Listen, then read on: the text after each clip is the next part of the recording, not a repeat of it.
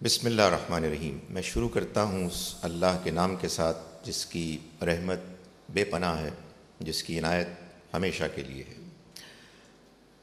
قرآن مجید اپنے بارے میں خود اس کا تقاضا کرتا ہے کہ ہم اس کو جب بھی پڑھیں غور و فکر اور تدبر کے ساتھ پڑھیں، اس کو سمجھ کے پڑھیں اور ہدایت پانے کی غرض سے پڑھیں۔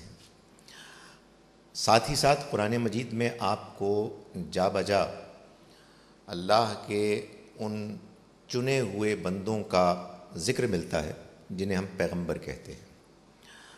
ظاہر ہے کہ یہ ذکر بہت سی اور وجوہات کے علاوہ اس مقصد کے لیے ہے کہ ہم ان کے احوال، ان کی سیرت کو پڑھ کر اپنے اندر، اپنے کردار میں وہ مطلوب تبدیلیاں لائیں کہ جو اللہ تعالیٰ چاہتا ہے کہ ہمارے اندر آئیں، جس کے نتیجے میں ہمارا اخلاق، ہمارا ایمان، ہمارا دین بہتر ہو، مضبوط ہو۔ ان پیغمبروں کے بیانات میں سے ایک شاندار بیان یوسف علیہ السلام کا قصہ ہے کہ جس کو قرآن مجید نے خود احسن القصص بیان کیا، بہترین قصہ۔ اس کے بہترین ہونے کی کئی پہلو ہیں، ان میں سے ایک پہلو اہم یہ بھی ہے کہ مکی دور میں جس موقع پر یہ قصہ بیان ہو رہا تھا، نبی اکرم صلی اللہ علیہ وسلم اور آپ کے ساتھیوں کو اس واقعے کے بیان کے ذریعے سے اللہ تعالیٰ نے یہ رہنمائی بھی فرمائی کہ آپ سے پہلے بھی پیغمبر آئے اور وہ بھی اسی طرح کے حالات سے گزرے کہ جس طرح کے حالات سے آپ گزر رہے ہیں، اور یہ بھی بتایا کہ جیسے بالآخر مختلف مراحل سے گزر کے، مشکلات، تکالیف، صبر آزما مراحل سے گزر کے وہ کامیابی تک پہنچے، اسی طرح سے آپ کا اختتام، انجام بھی انشاءاللہ کامیابی ہی پر منتج ہوگا۔ قصہ جیسے قرآن مجید میں بیان ہوا ہے اس کو انسان اپنی زبان میں ادا تو نہیں کر سکتا، لیکن مختصر جو اس کا احوال ہے وہ یوں بیان کیا جا سکتا ہے کہ یوسف علیہ السلام کے 11 بھائی تھے، ان میں سے ایک سگے تھے، باقی 10 سوتیلے تھے۔ یوسف علیہ السلام یعقوب علیہ السلام کے بیٹے تھے۔ انہوں نے اپنے والد کو اپنا ایک خواب سنایا کہ میں 11 ستاروں کو اور چاند کو اور سورج کو اپنے آگے سجدہ کرتے ہوئے دیکھتا ہوں۔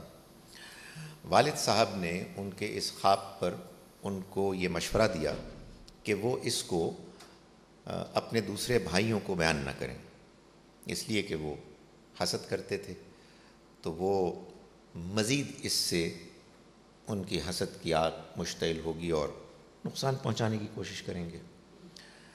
پھر یہ ہوا کہ بھائیوں نے آپس میں یہ طے کیا کہ یہ بڑا مسئلہ ہے کہ ہم 10 بھائی ہیں الگ ماں سے اور ایک مضبوط جتھا ہیں، لیکن عجیب بات یہ ہے کہ والد صاحب کی توجہ یوسف جو ہم سے چھوٹے ہیں ان کی جانب ہے، تو آؤ کیوں نہ ان کا قصہ تمام کر دیا جائے۔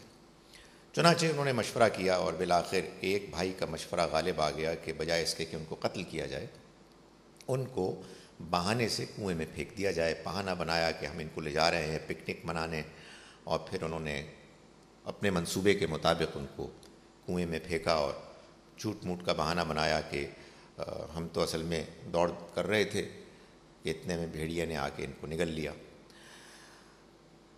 کنویں میں نہ جانے کتنا عرصے وہ رہے، لیکن اس کے بعد ایک قافلہ آیا اور اس میں وہ شخص کے جو پانی کے لیے ذمہ دار ٹھہرایا گیا تھا اس نے اپنا ڈول ڈالا، اور جب اس کو اس نے اٹھایا اپنی طرف کھینچا تو کیا دیکھتا ہے کہ ایک پیارا سا بچہ ہے کہ جو چلا آ رہا ہے۔ قافلے والوں نے اس کو ایک مال کے طور پر لیا، اور جب وہ مصر گئے تو مصر کے بازار میں ان کو ایک تھوڑی ہی قیمت میں بیچ دیا۔ مصر کے جس شخص نے ان کو خریدا وہ وہاں کا کوئی اہم سرکاری افسر تھا۔ اس نے اپنی بیوی کو کہا کہ ان کو ذرا اچھے طریقے سے رکھو، یہ بھی ممکن ہے کہ ہمارے کام آئیں، اور کیا خبر کہ ہم ان کو اپنا بیٹا بنا لیں۔ اس عورت کا کردار اور اس کی نیت خراب تھی، اس نے ان کے اوپر ڈورے ڈالنے کی کوشش کی۔ یوسف علیہ السلام اپنے اعلیٰ سیرت کردار کی وجہ سے اپنے آپ کو بچانے میں کامیاب ہو گئے۔ شہر کی عورتوں نے ملامت کی اس عورت پر کہ یہ کتنی بیوقوف عورت ہے کہ اپنے غلام کے ساتھ اس طرح کی نیت رکھتی ہے۔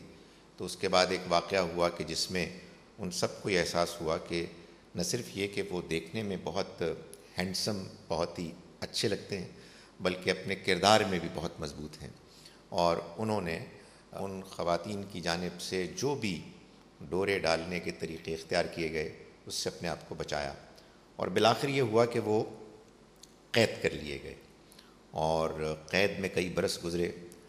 ابتدا میں ایسا ہوا کہ 2 قیدی تھے کہ جنہوں نے ان کو اپنے اپنے خواب سنائے۔ ان کو دیکھ کے ان کو محسوس ہوا کہ یہ نیک بزرگ ہیں، یہ خوابوں کی تعبیر کر سکتے ہیں۔ تو جب انہوں نے خواب سنائے تو یوسف علیہ السلام نے ان دونوں کے خواب کی تعبیر ان کو بیان کی، اور ان میں سے ایک کے بارے میں یہ بتایا کہ یہ تو اب سولی پہ چڑھ جائے گا، اور دوسرا آزاد ہو کے اپنے بادشاہ کی خدمت کرے گا۔ جن کے بارے میں یہ خیال تھا کہ وہ آزاد ہوگا، ان کو یوسف علیہ السلام نے فرمایا کہ تم اپنے بادشاہ سے جا کے کہنا کہ ایک شخص بغیر وجہ کے قید کیا گیا ہے۔ وہ بھول گئے، اور اس کے بعد یہ ہوا اللہ کی قدرت کے مطابق کہ بادشاہ نے ایک عجیب و غریب خواب دیکھنا شروع کر دیا کہ 7 گائیں ہیں جو موٹی تازی ہیں، جو 7 دبلی پتلی گاؤں کو نگل رہی ہیں۔ اسی طرح سے 7 بالیاں ہیں کہ جو خشک ہیں، اور 7 ہیں کہ جو سرسبز ہیں۔ بادشاہ کے درباریوں نے کہا کہ ایسے ہی پریشان خواب ہے، آپ اتنے سیریس کیوں ہو رہے ہیں؟ بادشاہ کنونسڈ نہیں تھا۔ چنانچہ اس موقع پر اس شخص نے، بادشاہ کے خادم نے کہ جو قید رہا تھا، اسے یاد آیا کہ اوہو، مجھے تو ان بزرگ نے کہ جنہوں نے میرے خواب کی تعبیر بتائی تھی یہ بھی کہا تھا کہ بادشاہ سے ذکر کرنا۔ تو اس نے اپنے بادشاہ سے کہا کہ میں آپ کو اس خواب کی تعبیر بتانے کا انتظام کرتا ہوں، مجھے بھیجیے اس جیل کی طرف تاکہ میں ان بزرگ سے بات کروں۔ یوسف علیہ السلام نے اس خواب کی تعبیر بھی پیش کی، اور اس خواب میں جو ایک تجویز تھی اس کو بھی بیان کیا۔ بادشاہ واز کنونسڈ، اس نے کہا کہ یہ تو بہت صحیح بات تم نے بتائی ہے، تو تم ان کو لے کے آؤ میرے پاس۔ تو یوسف علیہ السلام کے پاس جب ان کے نمائندے آئے بادشاہ کے، تو انہوں نے کہا میں نہیں جاؤں گا جب تک کہ میرے بارے میں جو الزام ہے وہ واضح نہ ہو کہ اس کی تحقیق کی جائے کہ اس کی اصل حقیقت کیا ہے۔ چنانچہ تحقیق کی گئی اور معلوم ہوا کہ یوسف علیہ السلام بالکل بے قصور تھے، اور پھر جب باہر آئے وہ، تو بادشاہ نے ان سے ملاقات کی، اور پھر ان کے حوالے وہ سارا نظام کر دیا کہ جس کے تحت خواب ہی کی تعبیر کی روشنی میں جب خشک سالی آنی تھی تو غلے کی ڈسٹریبیوشن، تقسیم کا سارا انتظام یوسف علیہ السلام کے ذمے آ گیا۔ اور پھر کیا ہوا کہ جب 7 اچھے فراوانی کے سالوں کے بعد 7 مشکل سال آئے، تو پلان پروگرام کے عین مطابق یوسف علیہ السلام نے اس کا اہتمام کیا کہ لوگ آتے تھے قریب سے اور دور دراز کے علاقوں سے، اور وہ غلہ اناج اپنے سال بھر کا کوٹا لے کے چلے جاتے تھے۔ انہی لوگوں میں جو آتے ان کے بھائی بھی تھے، جنہوں نے کہ ان کو دیکھا تو نہیں پہچانا، لیکن یوسف علیہ السلام نے ان کو پہچان لیا اور فراخ دلی کے ساتھ ان کو بھی غلہ دیا۔ وہ پھر آئے، پھر غلہ دیا، اور پھر یوں اللہ کا کرنا یہ ہوا کہ بالآخر یوسف علیہ السلام کے والدین اور ان کے بھائی سب کے سب مصر آ گئے، اور انہوں نے دیکھا کہ ان کے بھائی، ان کے بیٹے کی کیا شان ہے، ان کو اللہ نے کیا عزت کا مقام دیا ہے، تو وہ سب کے سب احترام میں ان کے آگے جھک گئے۔ تو یوسف علیہ السلام نے اپنے والد سے کہا کہ یہ میرے اس خواب کی تعبیر ہے کہ جو میں نے بچپن میں دیکھا تھا، اور اللہ کا ہم نے شکر ادا کیا اور سب پھر ایک ساتھ مل کے رہنے لگے۔ ظاہر ہے کہ اس واقعے کا بیان جس انداز کا ہے، جیسے قرآن مجید نے اس کو بیان کیا ہے، وہ ایک غیر معمولی تاثیر اپنے اندر رکھتا ہے۔ لیکن جو بات میں بتانا چاہتا ہوں وہ یہ ہے کہ ایک ہے قصے کو بیان کر دینا، کچھ میں نے بھی اپنی ٹوٹی پھوٹی زبان میں اس کی ایک مختصر سمری بیان کر دی، اور ایک ہے قرآن مجید کا بیان۔ اس کو جب ہم پڑھتے ہیں سمجھنے کے لیے، ہدایت کے مقصد کے تحت، اپنے اندر وہ خوبیاں پیدا کرنے کے لیے کہ جو اللہ کے ہاں مطلوب ہیں، عزیز ہیں، تو بہت سی چیزیں سامنے آتی ہیں۔ میں ان نکات میں سے چند ہیں کہ جو آپ کے سامنے پیش کر رہا ہوں، کہ جو اس قصے کے قرآن مجید میں پڑھنے کے نتیجے میں ہمارے سامنے باتیں آتی ہیں۔ پہلی بات یہ ہے کہ جب یوسف علیہ السلام اپنے والد کو یہ بتاتے ہیں کہ میں نے ایک خواب دیکھا، تو اس کا انداز بیان یہ ہے کہ انی رأیت احد عشر کوکبا، میں نے دیکھا 11 ستاروں کو، والشمس والقمر، اور سورج کو اور چاند کو، رأیتہم، میں نے ان کو دیکھا۔ ابھی تک کچھ پتہ نہیں لگا کیا ہوا ہے، یعنی ایک طویل جملہ ہے لیکن بات سامنے نہیں آئی۔ آخر میں فرمایا رأیتہم لی ساجدین، مجھے سجدہ کرتے ہوئے۔ یہ معلوم ہے کیا ہے؟ یہ اصل میں یہ بات ہے کہ ایک شریف النفس بچہ اپنے والد کے سامنے ایک خواب بیان کرتے ہوئے جھجک رہا ہے، کیونکہ اس خواب میں اس کی بڑائی بیان ہو رہی ہے اور وہ بات کرتے ہوئے کچھ انکمفرٹیبل ہے۔ چنانچہ انہوں نے وہ اصل بات بالکل آخر میں کی، پہلے ساری تفصیلات بیان کر دی۔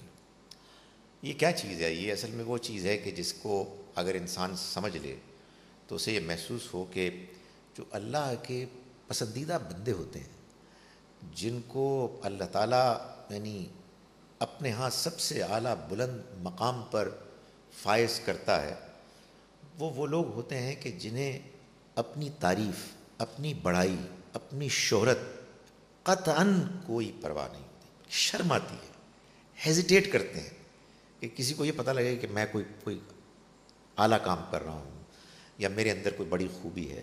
یعنی اس انداز بیان میں آپ کو یہ چیز نظر آئے گی کہ وہ یہ کہہ رہے ہیں کہ جی وہ معلوم ہے کیا کہ وہ مجھے سجدہ کر رہے ہیں، اتنی جھجک ہے۔ تو ایک یہ خوبی ہے جو واقعتاً ایسی ہے کہ ایک ہوتا ہے میری طرح کا انسان کہ تھوڑی سی چیز اچیو کی اور اس کو مبالغہ آمیز حد تک اپنے سننے والوں کو سنا ہے میں نے آج سنا کیا میں نے تیر مارا ہے۔ یہ ہوتے ہیں وہ لوگ کہ جن کے اندر کچھ نہیں ہوتا، شیلو۔ اور ایک وہ ہے کہ جس کا اندر اللہ کی معرفت سے بھرا ہوا ہے، وہ بات بیان کرتے ہوئے جھجکتا ہے کہ یار میں دوسرے کو کیا بتاؤں۔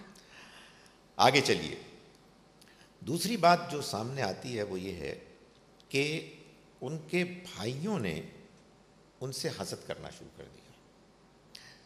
ظاہر ہے کہ آدمی یہ غور کرتا ہے کہ اس کی وجہ کیا تھی؟ اتنا اچھا بھائی، اتنا پیارا بھائی، اتنی اعلیٰ اس کی خوبیاں، اور 10 بڑے بھائی اس سے حسد کر رہے ہیں۔ کیوں کر رہے ہیں؟ اس لیے کہ والد صاحب کی توجہ اس کی جانب زیادہ ہے۔ کیوں زیادہ ہے؟ اس لیے کہ وہ بہتر ہے، اس کا اخلاق بہتر ہے، اس کا کردار بہتر ہے، اس کی پرفارمنس ایسی ہے کہ والد صاحب زیادہ متاثر ہیں۔ تو پھر یہ کیا پرابلم پیدا ہو جاتی ہے؟ حسد کیا چیز ہے؟ یعنی انسان دوسرے انسان کو اپنے سے بہتر پا کر اس کے بارے میں ایک منفی رویہ، جذبہ اپنے اندر پیدا کر لیتا ہے۔ کیا کمپٹیشن بری چیز ہے؟ نہیں۔ کیا حسد کمپٹیشن نہیں ہے؟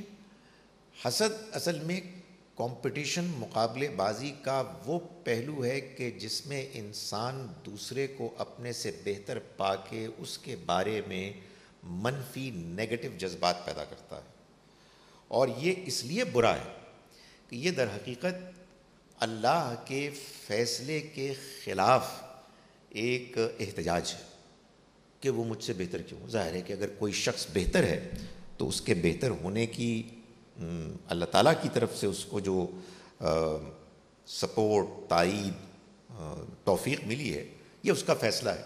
ظاہر ہے کہ یہ وہ چیز ہے کہ جو انسان اگر اپنے اندر اس بیماری کو دور کرنے کی کوشش کرے تو وہ یہ سوچے کہ جب اللہ نے ایک فیصلہ کیا ہے تو مجھے کیا حق حاصل ہے کہ میں اس کے خلاف احتجاج کروں. مجھے تو اس کے لیے بھی دعا کرنی چاہیے، اگر اس کے اندر کوئی خوبی ہے تو اپنے اندر بھی پیدا کرنا چاہیے، اور مجھے اس اچھائی کے کمپٹیشن میں آگے بڑھنے کی کوشش کرنی چاہیے، جس میں قطعاً کوئی حرج نہیں. قرآن مجید سے معلوم ہوتا ہے کہ بنی اسرائیل نے، یہودیوں نے نبی اکرم صلی اللہ علیہ وسلم کا انکار کیا تو اس حسد کی وجہ سے کیا. وہ یہ توقع کرتے تھے کہ جو آنے والے پیغمبر ہیں جن کا ذکر ان کی کتابوں میں موجود ہے وہ آئیں گے تو صحیح، لیکن آئیں گے ہمارے بنی اسرائیل کے خاندان سے.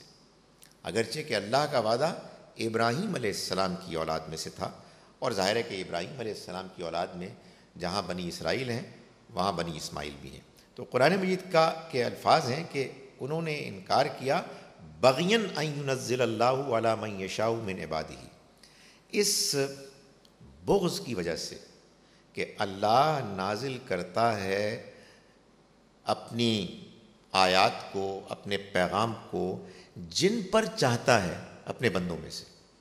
سو آپ اللہ کے فیصلے کے خلاف احتجاج کر رہے ہیں. یہ پرابلم ہے حسد کے ساتھ کہ اللہ نے کسی کا انتخاب کیا ہے اور آپ اس انتخاب پر نہ صرف یہ کہ مطمئن نہیں ہیں بلکہ اس کے بارے میں منفی جذبات رکھتے ہیں اور منفی اقدامات کرتے ہیں.